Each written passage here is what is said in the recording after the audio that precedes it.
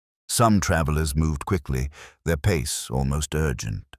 Others walked in measured silence, as though the journey itself required reverence. The man found himself on that road without deciding to be, his hands deep in his pockets, shoulders slightly hunched. Ahead, a family of 4 carried a bundle wrapped in white cloth. The smell of crushed flowers drifted back toward him. A boy ran past with a clay jug so large it looked like it might tip him forward, the soles of his sandals smacking the stones in a quick, determined rhythm. When he reached the chapel, the air inside was thick with the scent of cypress, candle wax, and something faintly metallic, like the taste before rain. The niche in the far wall no longer held only a withered offering. At its base, the shallow pool of water had grown. It was no longer a puddle, enough now to fill 2 cupped hands, its surface trembling as though stirred from within. Someone had placed fresh rosemary beside it, green and pungent. 3 people knelt before the niche, 2 women with their heads bowed, and a man holding a bottle at his side, his fingers tight around the neck. Drops of water fell from somewhere unseen, slow but steady, each one sending ripples outward in a perfect ring. The sound filled the chapel, more than it should have, as if the walls leaned closer to hear it. He crouched and reached toward the water. The surface met his fingertips almost eagerly, rising the barest fraction as though aware of his approach. The coolness spread across his skin, and for a moment he felt as if the water had not been touched in years and was now memorizing the shape of his hand. When he withdrew, the drops clung longer than they should have, and where they fell onto the dusty floor, they left no dark mark. A voice at the doorway said, "That's him." Not loud, but clear enough to find his ears.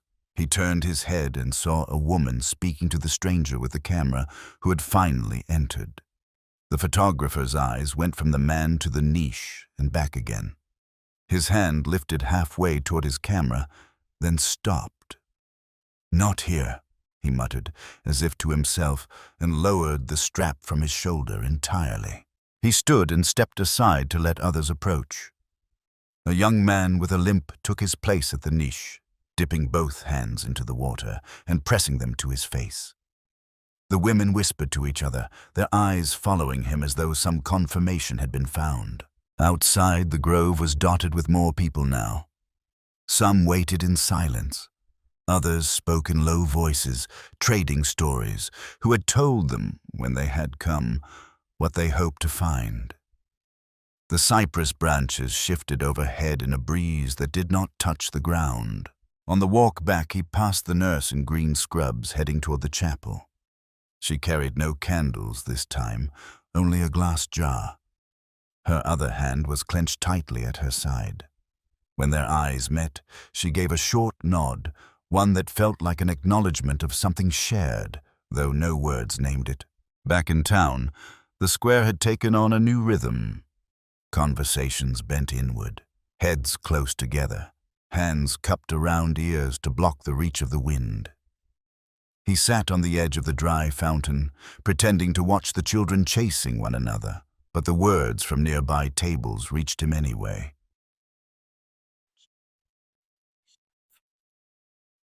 He was there when he looked down at his palms. They felt no warmer than usual, but the skin seemed to hold a memory, the way stone remembers the sun. That night, he dreamed of walking the path again. The chapel door stood open, the interior washed in pale light. But when he reached the niche, the water was gone. In its place rose a slow column of light, spiraling upward without flicker. He reached out. The light bent toward his hands, folding itself into his palms until it beat in time with his heart. When he woke, the room was still. The scent of rosemary and a faint trace of incense lingered in the air, though the window had been shut all night. By the 3rd day, the town's attention had the density of weather. People spoke more softly in the square, as if the air itself might be listening for how their words leaned. A cart rolled past with sacks of flour, and no one looked up. What drew eyes now was the road to the grove, and whoever chose it. He tried to keep his steps ordinary. The effort made them visible. In the morning he went early to the chapel. The cypress still held pockets of night under their branches, and the grove smelled of sap and earth that had been woken gently. The door stood open by the width of a hand. He pushed it with his fingertips and let it move at its own pace. Inside, light lay in slanted rectangles across the floor. The niche held its small pool, larger than the day before. Someone had left a coil of blue ribbon on the stone, a strip of color that looked as if it no longer remembered its original purpose. He cleaned in the way the place had taught him. He lifted candle stubs and set them together on a ledge. He brushed dust from the step with his palm. He straightened the small stems people had placed and removed a dead moth from the lip of the niche with a care that would have embarrassed him a week ago. The sound of dripping marked time. Each drop met the surface with a syllable. He learned the short song of it without meaning to.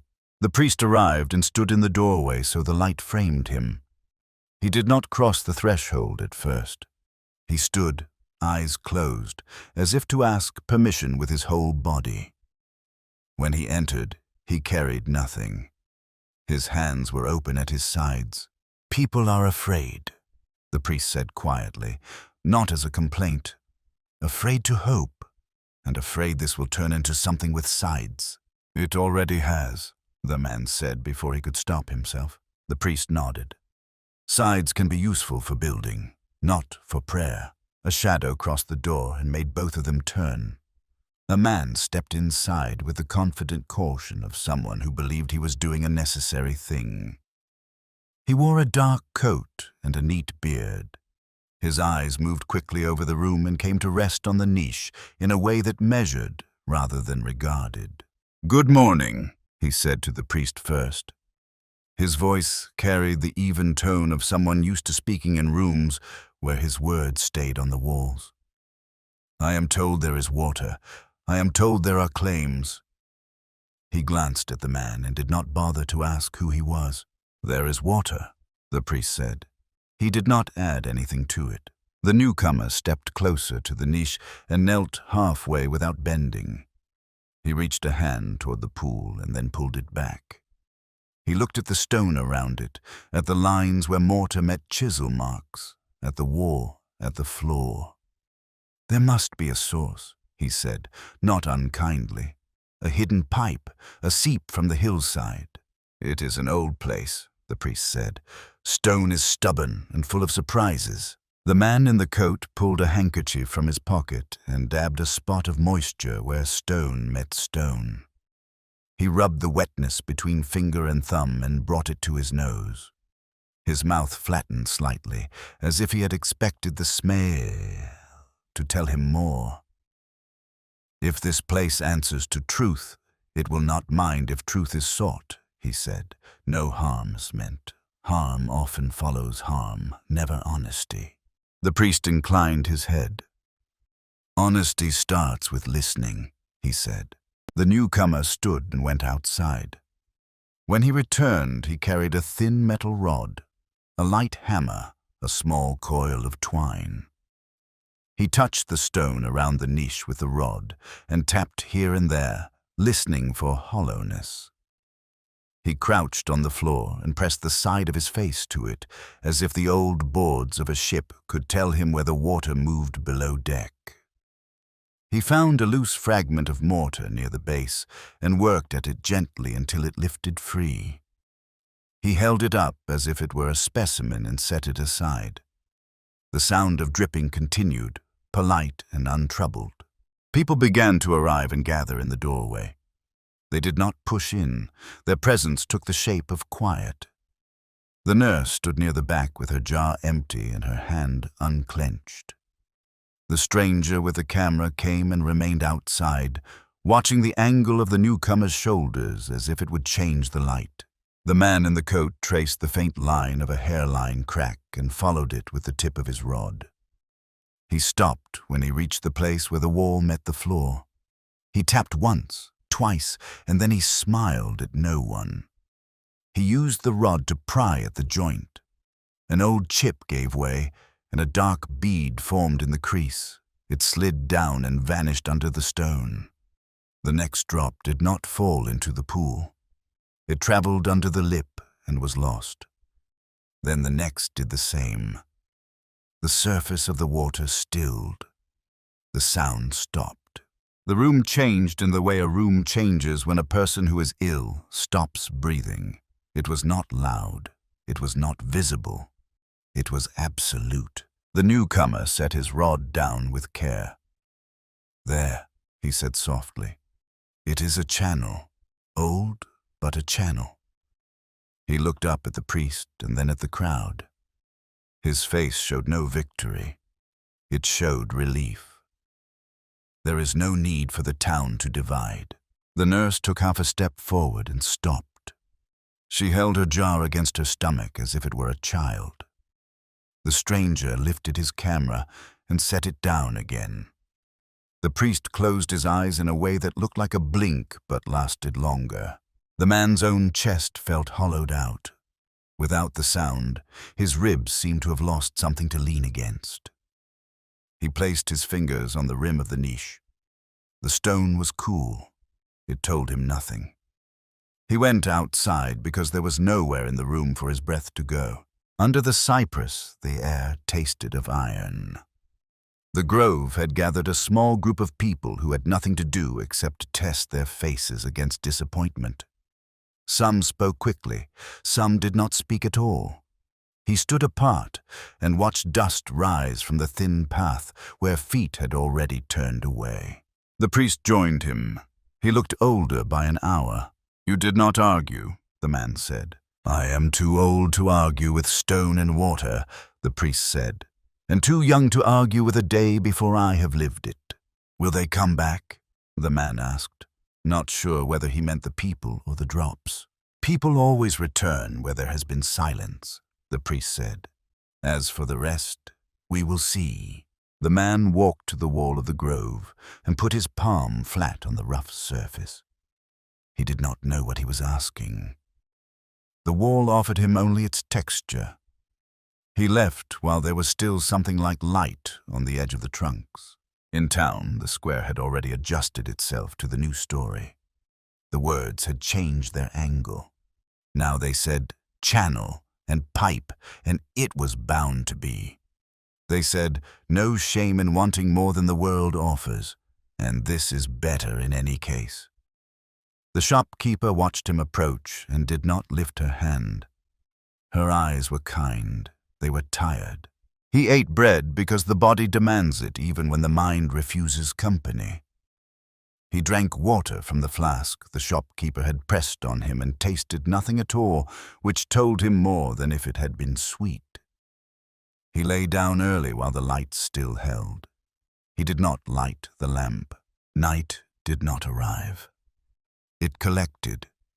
It pulled its chair closer to his bed and sat without speaking. He lay on his back with his hands open on the blanket, palms up as if the hour might place something in them. The room smelled of stone and the faint ghost of smoke in old plaster. He closed his eyes and found only the space where the dripping had been. He opened them and found the same.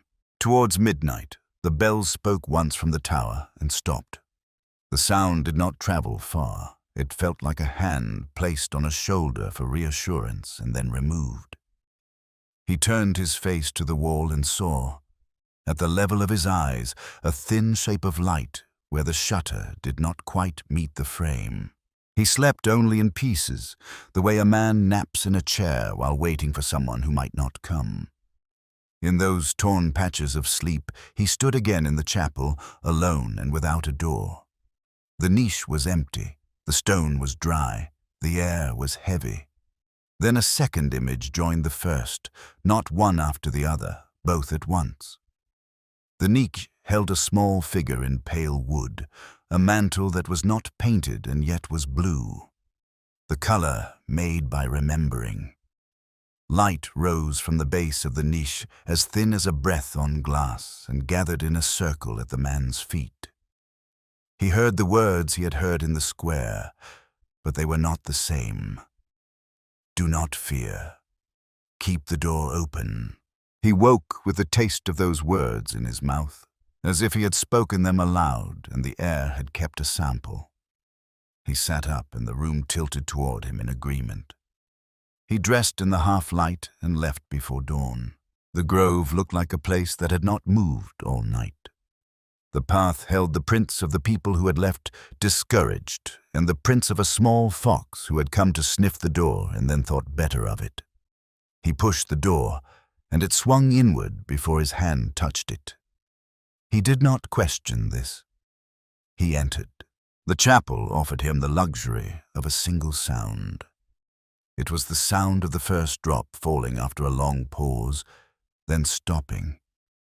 He stood very still and waited. The second drop came.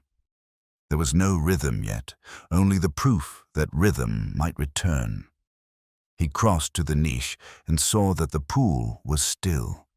The drops did not make rings. They were too few for that.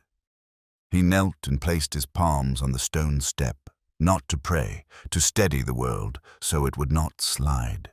He felt foolish and he felt permitted. He laughed once without sound.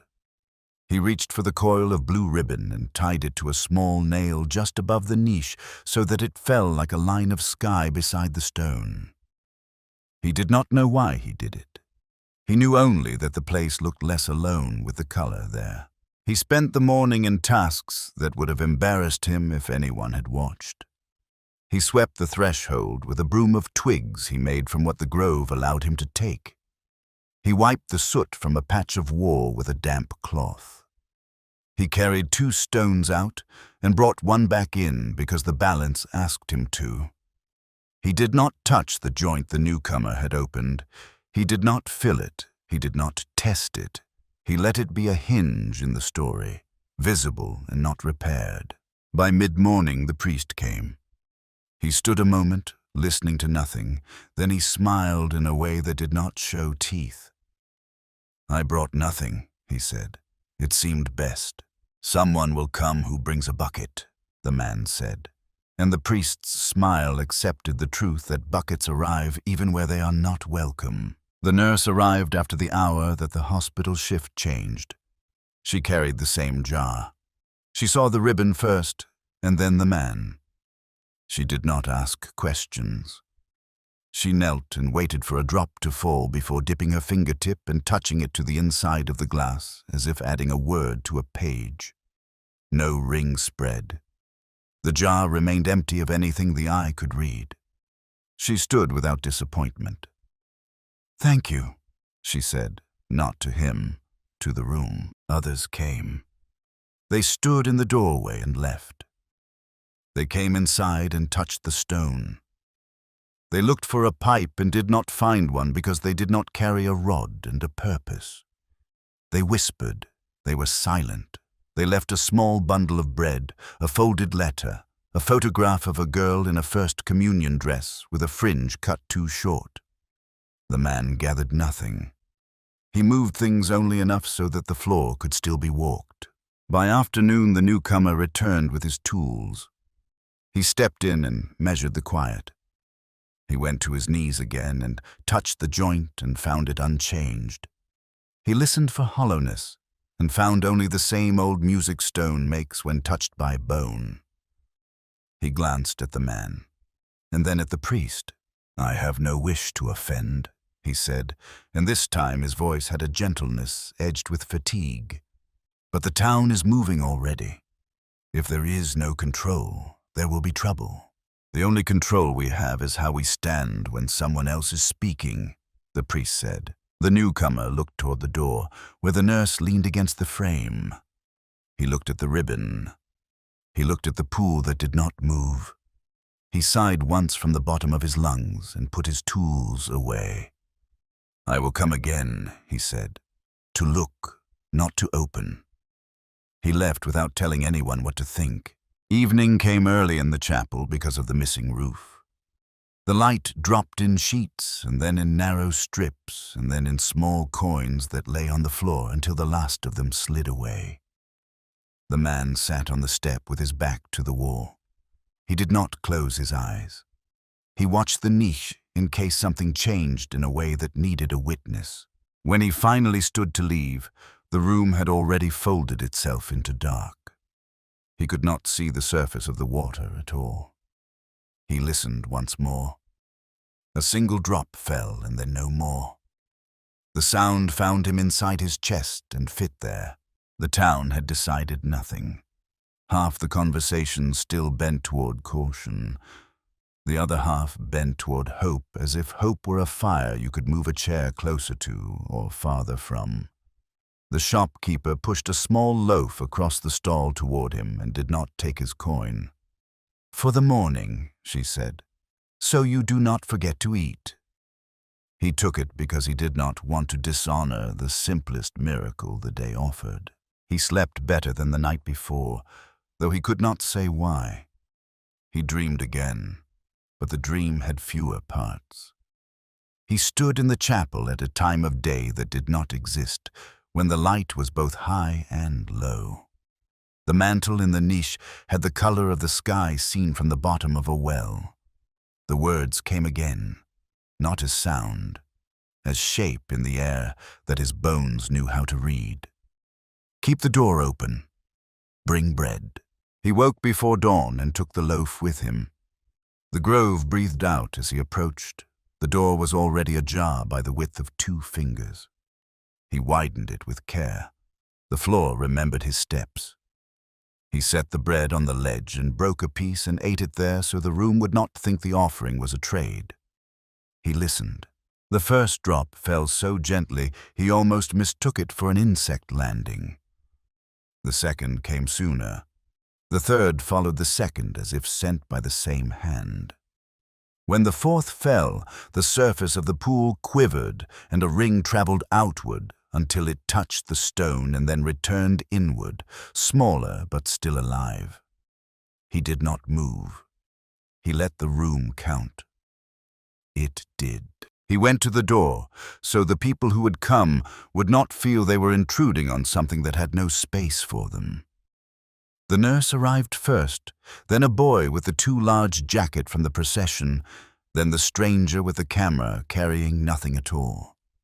The priest came without his collar and with sleeves rolled, as if work might be required that did not belong to the altar.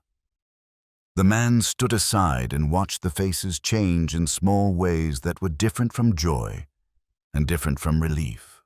In the afternoon, a steady draught began to travel through the chapel, not from the door, from the missing part of the roof. It smelled of the hills and a hint of cedar. The ribbon did not lift. It lay against the stone as if listening there. The pool held its size. The drops kept their patient pace. A woman sang 2 lines of a hymn very quietly and stopped when she saw that the sound had been heard. By evening, the town had found a new way to carry the story. It did not say pipe or channel as often. It did not say miracle either. It said, "There is water," and then added, "for now," and then added nothing. People brought less to the chapel and left more with one another. Someone paid a debt long overdue. Someone returned a knife. At the edge of a dark, the priest walked with him to the square. "They will ask to bring her," the priest said. He did not look at the tower or the church. He meant the statue. "Will you allow it?" the man asked. The priest smiled the way a man smiles when a choice has already been made somewhere deeper than his mouth. "I will try not to be in the way," he said, "if she chooses the path." They stopped near the dry fountain. The stone held the heat of the day and gave it back in a way that did not require gratitude. The priest looked up at the bells. "Tomorrow we will ring the small pattern," he said. "It is the one we use when we want to call people without startling them." The man looked toward the narrow road that led out of town. He saw, though the light had gone thin, a suggestion of movement near the grove. the kind of pale line that happens when water thinks about catching the last light and almost succeeds. He did not tell the priest. He let the seeing sit where it was, small and sufficient. Night arrived properly then, not as a guest who sits, as the owner of the room.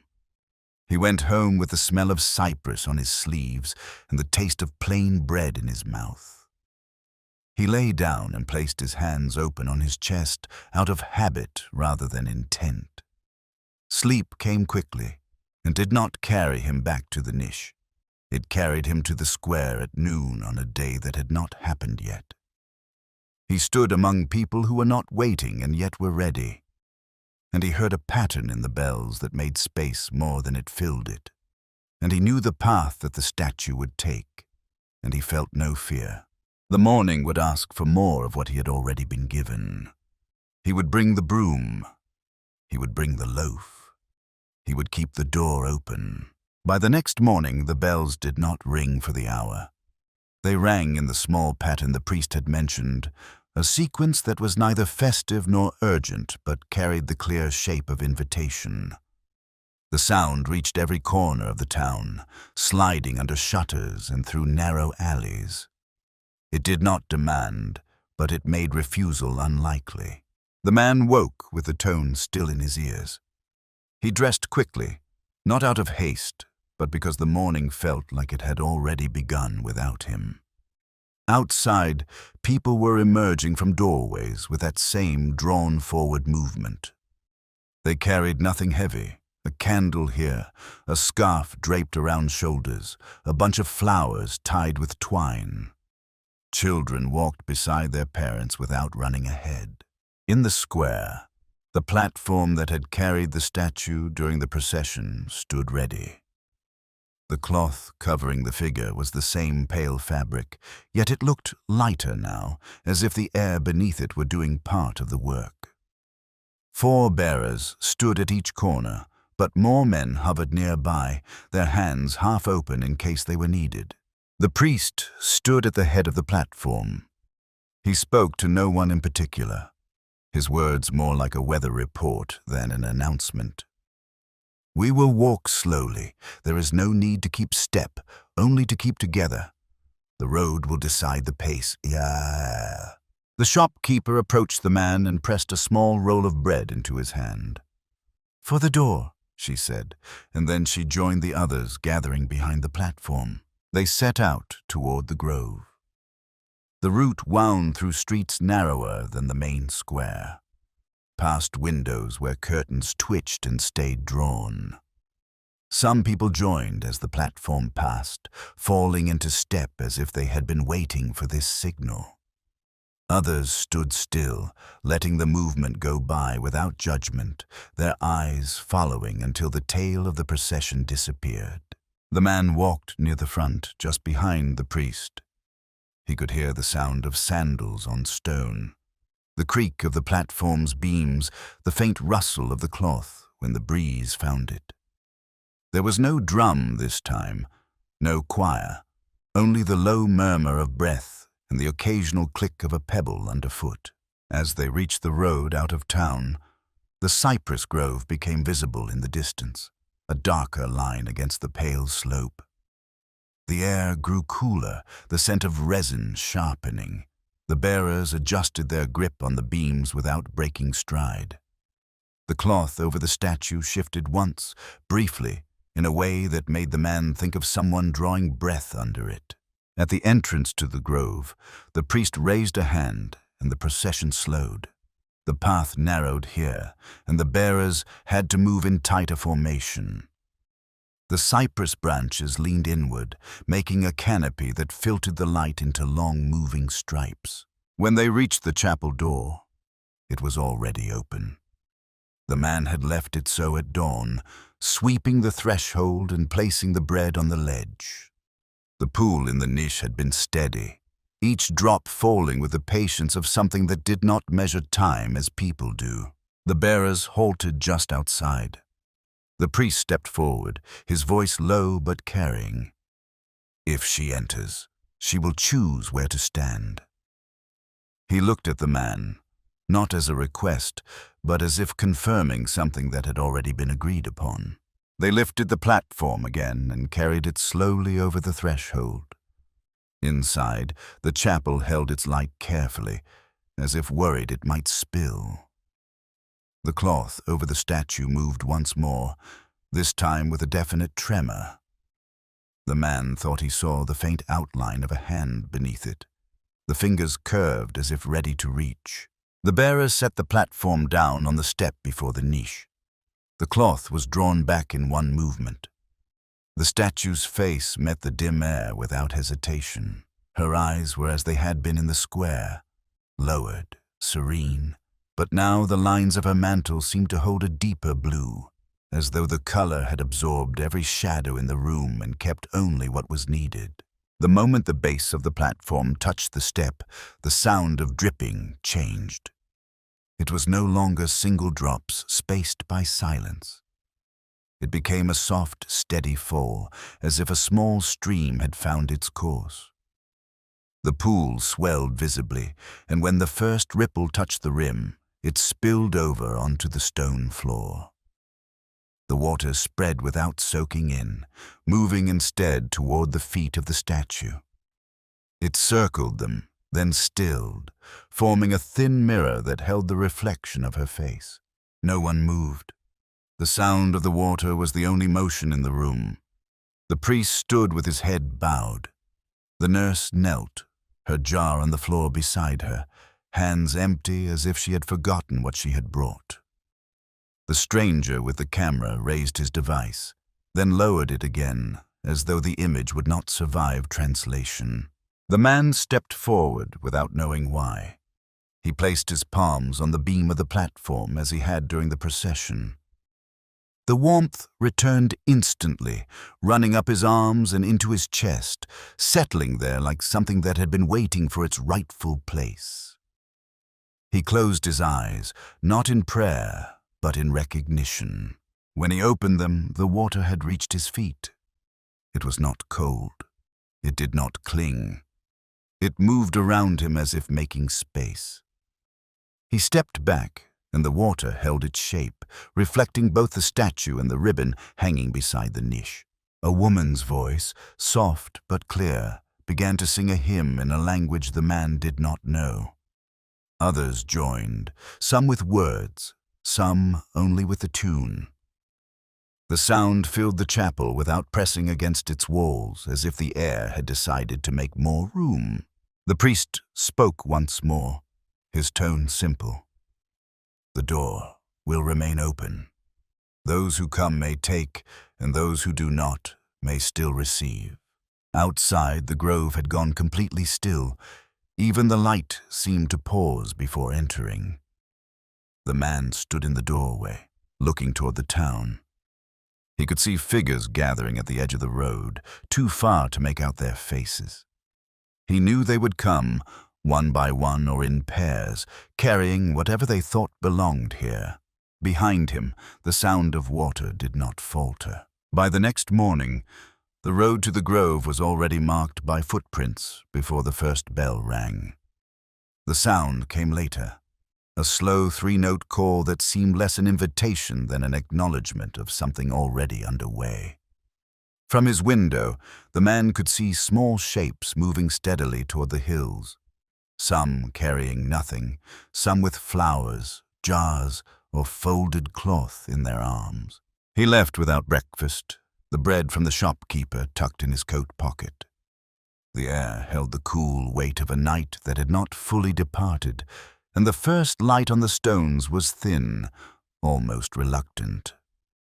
When he reached the grove, the chapel door was open wide enough for two people to pass at once. Inside, the statue stood exactly as they had left her the day before. The blue of her mantle held the same quiet depth, but now the air around her seemed to breathe in rhythm with the slow fall of water into the pool. The surface had risen almost to the rim, spilling over in a thin stream that traced a silver path across the step and disappeared between the stones. Where it touched the floor, the dust was gone, leaving a soft sheen as if the stone had been polished by years of hands. The priest was already there, standing near the niche with his sleeves rolled and a small wooden ladle in his hand. He dipped it into the pool, filled a cup, and passed it to a woman who had just entered.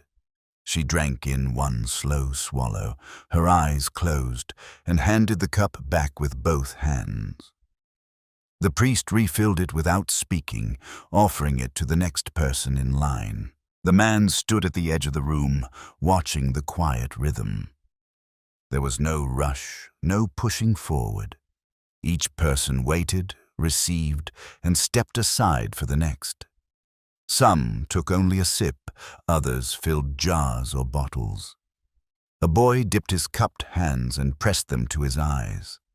An old man wet his fingers and traced the sign of the cross on the lintel before leaving. As the line shortened, the nurse approached the pool with her jar. She crouched, holding it steady as the water slid in, the sound soft and deliberate. When it was half full, she stopped and looked up at him. "For those who can't make the walk," she said, and then sealed the lid. There was no plea in her voice, only a statement of purpose. By midday, the crowd outside the chapel had grown. Some sat on the low wall, talking quietly. Others waited their turn, standing in the shade of the cypress. A few had come not to drink, but to simply be in the place. The man could tell by their posture, the way they lingered without approaching the niche. He moved among them, speaking little. The shopkeeper was there, sitting with her hands folded in her lap, eyes on the open door. The stranger with the camera stood further off, the device hanging untouched at his side. When their eyes met, he gave the smallest of nods, as if to say that some images were not meant to be taken, only carried. In the late afternoon, the priest called for the platform. The bearers brought it into the chapel and set it in front of the niche. The statue was not lifted. She would remain here. But the platform was to be left as a seat for those who wished to rest in her presence. The man watched as an old woman took the first place on it, her back straight despite her age, her hands resting lightly on her knees. She stayed for a long time, unmoving as the sound of the water filled the pauses between breaths. As evening drew near, the light through the broken roof took on a gold that seemed to cling to the air. The man found himself standing in the doorway, looking both at the line of people still arriving and at the statue within. He realized there was no longer a boundary between the town and the chapel. The road had become a thread binding them, drawn tighter with each step. When the priest approached him, his face was tired but untroubled. "She will stay," he said simply. "The church will keep the door open day and night. You should rest." The man almost laughed. Rest seemed like something that belonged to another life. But he nodded. "I'll come at dawn," he said. He left as the last light folded itself into the grove. On the path back to town, he passed people still heading the other way, their faces calm, their pace steady. Some carried small containers, some empty-handed. All seemed to walk with the same inward focus, as if the road itself was speaking to them. That night, the town was quieter than he had ever known it. No one shouted across the square, no doors slammed. The fountain remained dry, but he noticed for the first time that the dust in its basin had been disturbed, as if someone had run their hand along the stone. He wondered if water might find its way there too, in time. He slept without dreams and woke before the bells. The air outside was cool, the kind that makes each breath feel like a beginning. He walked the road to the grove alone, his footsteps the only sound. The cypress held their scent close, releasing it only when he brushed against them. At the chapel, the door was already open. The pool in the niche was full to the brim, the water spilling gently onto the step. The ribbon still hung from the nail, unmoved by the morning breeze. The statue's face caught the first light of the day, and for a moment the man thought her gaze had lifted slightly, not in greeting, but in recognition. He placed the bread from his pocket on the ledge, broke a piece for himself, and ate it there, the sound of the water marking each bite. When he was done, he sat on the platform and let the warmth in his palms settle deep into his chest. The bells rang once in the distance, and he understood. The miracle was not in the water, or even in her presence. It was in the open door, and in the choice to keep it that way. He stayed until the first visitors arrived. Then he stood, stepped aside, and let them pass.